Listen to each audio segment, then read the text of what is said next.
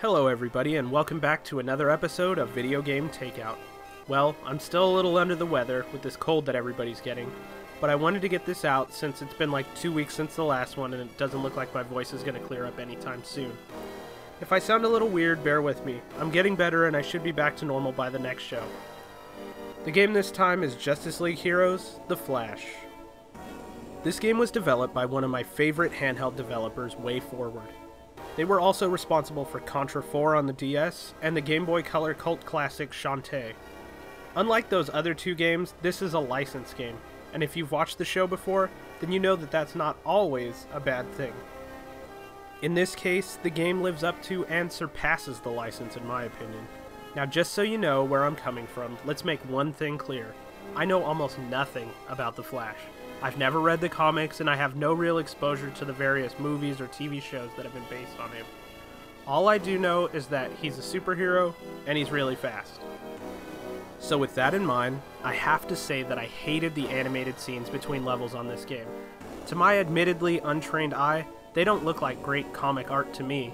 In fact, I think they look downright awful. I'm also not a big fan of the box art, but all of these things are cosmetic and really don't affect the game when you're playing it. Once you're in the game, I found the art and graphics to be really nice. The characters are all pixel art and they're actually pretty small, which I really like. It makes it easy to see and you have lots of room to move around at super speed. But just because the characters are small doesn't mean they aren't good. In fact, I think they're very well designed and animated. Not to mention the backgrounds, which are equally detailed and interesting. The music is in line with what you would expect from a comic book game. Lots of horns and fanfare, it sets the mood like it should, and basically that's all it needs to do.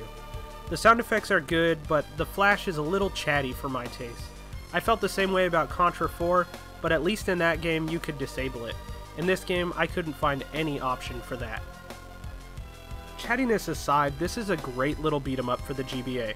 The controls are very solid, and you have a few moves that really keep the action going. First off, pressing A automatically runs you at high speed over to the next available bad guy, so you don't have to worry about slowly walking all around to get to the guys. Second, you have the ability to slow all the enemies down, so if you see a particularly hard enemy or a large group of enemies, you can use that to take them out. Also, you learn new moves throughout the course of the game.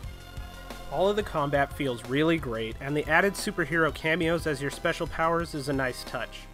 The levels are also a nice surprise since they include locations from other comics like Gotham City and Metropolis. It's a really nice touch and it keeps the levels from all feeling the same. The one thing you may not like about this game is that it's repetitive.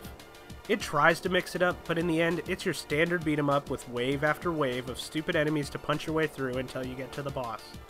If it didn't bother you in other beat 'em ups, then it probably won't bother you here, but it's worth mentioning.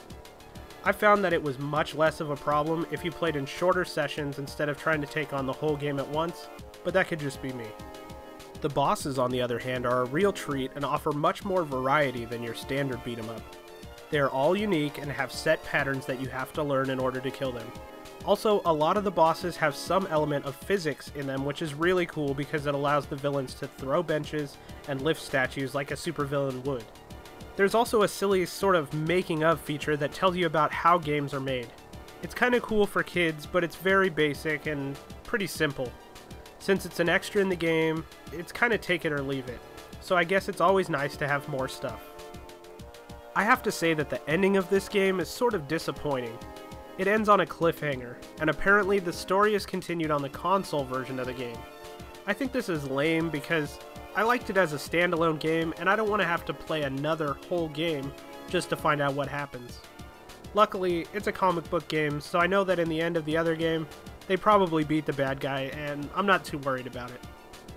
The last thing I want to mention is kind of an Easter egg of sorts. I didn't even know I could do it until I read it on a website after I beat the game. If you die on your very last life and go into slow-mo before the flash hits the ground, you get to fight the Black Flash, and if you kill him before your flash meter runs out, you get to come back to life with a little bit of health.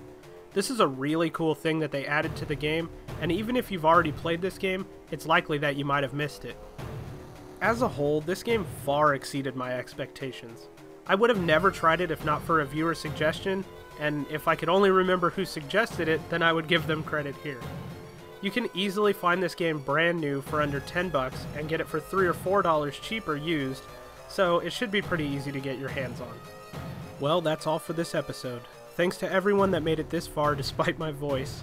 Feel free to swing by videogametakeout.com and check out all the great stuff on the site. Thanks as always for watching, and I'll see you next time. Until then, I'm Ben. Have a great week.